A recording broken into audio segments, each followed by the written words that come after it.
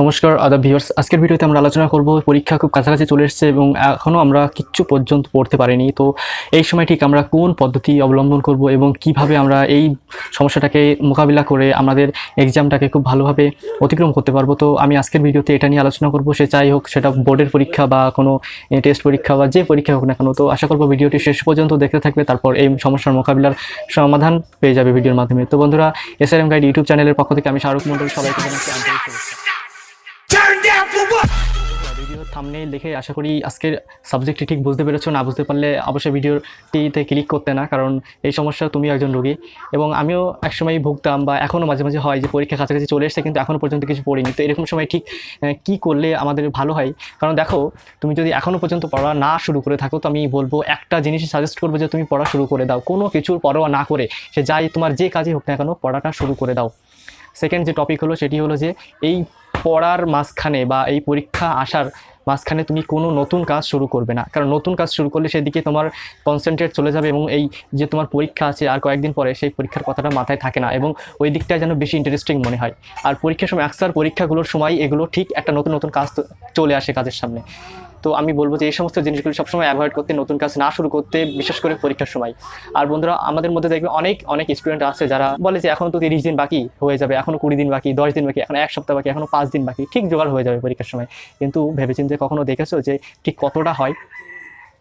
আমি যে পথগুলি বলছি, যদি তুমি 5 দিন আগেও পড়ে থাকো তাহলে দেখবে যে কনসেন্ট্রেট আনতে পারো পড়ার প্রতি, তাহলে 90% নাম্বার এমনি চলে আসে।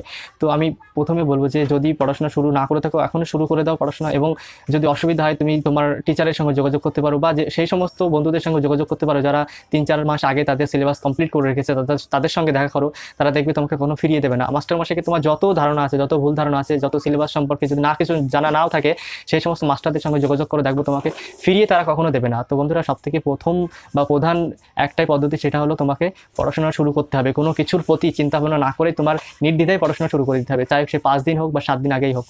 আর একটা বড় জিনিস সবথেকে, যেটা হলো তোমার সোশ্যাল মিডিয়া, সেই কয়েকদিনের জন্য তোমাকে বন্ধ করতে হবে। বন্ধ করতে হবে বলতে, তুমি যে নির্দিষ্ট টাইম 6 ঘন্টা বা 4 ঘন্টা বা 8 ঘন্টা পড়ছো, সেই টাইমটুকুর মধ্যে যেন মোবাইল কাছে না থাকে, বা মোবাইল কাছে থাকলেও সেটার দিকে তোমার আকৃষ্ট আনা যাবে না। আর আরেকটা জিনিস, তুমি যদিও সোশ্যাল মিডিয়া ইউজ করো না কেন বা ফোন করো না কেন, তাতে কোনো অসুবিধা নেই, যদি কিনা তুমি নিজের মনকে তুমি আত্মবিশ্বাস বাড়াতে পারো এইভাবে যে যদি আমি ফেল করার থেকে কম নম্বরে পাস করাটা কিন্তু অনেক ভালো। কারণ এই পাসটা তোমাকে সামনের বছর অন্য ক্লাসে তুলে নিয়ে যাবে বা অন্য জায়গায় তোমার সুযোগটা এনে দেবে, অনেক সুযোগ এনে দেবে। তুমি এটা তখনই বুঝতে পারবে যে সুযোগটা কতটা হাতছাড়া হচ্ছে। তোমার বন্ধুরা যদি 10 জন ফ্রেন্ড একসাথে পড়াশোনা করো এবং তারা সবাই পাস করে গেছে, তুমি ফেল করেছো, তো তাদের থেকে তুমি কতটা মানে ফিল করবে যে তোমাকে সবসময় দেখবে একটা আরও চাপের মধ্যে ফেলে দেবে। তো এইরকম মুহূর্তে আমি বলবো যে পড়াশোনাটা শুরু করে দিতে, কারণ পড়াশোনা শুরু করা ছাড়া আর কোনো পদ্ধতি বা পথ নেই।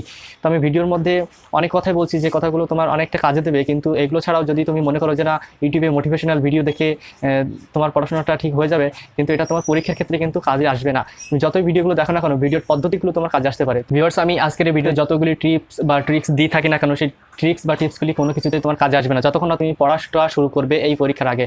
কারণ তুমি নিজেই বুঝতে পারবে, যদি 5 দিন আগে পড়াটা শুরু করে দাও তাহলে তোমার মাথার উপর যে চাপটা থাকে সেই চাপটা অনেকটা কমে যায়, এবং যদি তুমি সিলেবাসটা কমপ্লিট করে নিতে পারো তাহলে আরও অনেক ভালো হয়।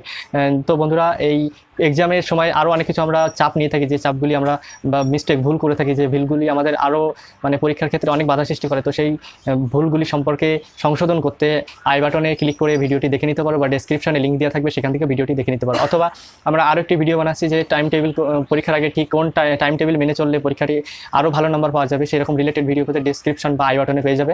আর আমরা বিভিন্ন রকম এই ধরনের ভিডিও অনেক দিয়ে থাকে, যেগুলো ডেসক্রিপশন বক্সে পেয়ে যাবে বা আমাদের ইউটিউব চ্যানেলের হোম পেজে গিয়ে সেখানে দেখে নিতে পারো। আজকের ভিডিওটি এই পর্যন্ত। ভিডিওটি ভালো লাগলে অবশ্যই লাইক করবেন, শেয়ার করবেন বন্ধুদের মাঝে। আর যদি চ্যানেলে নতুন হয়ে থাকে, এই ধরনের আরও অনেক ভিডিও পেতে, পরীক্ষা রিলেটেড বা এডুকেশন বা টিপস ট্রিক্স রিলেটেড ভিডিওগুলি পেতে সাবস্ক্রাইব করে বেল আইকনটি অন করে রাখবে, সবার আগে এই ধরনের ভিডিও সবার আগে পেয়ে যেতে। তো বন্ধুরা, জয় হিন্দ, বন্দে মাতরম।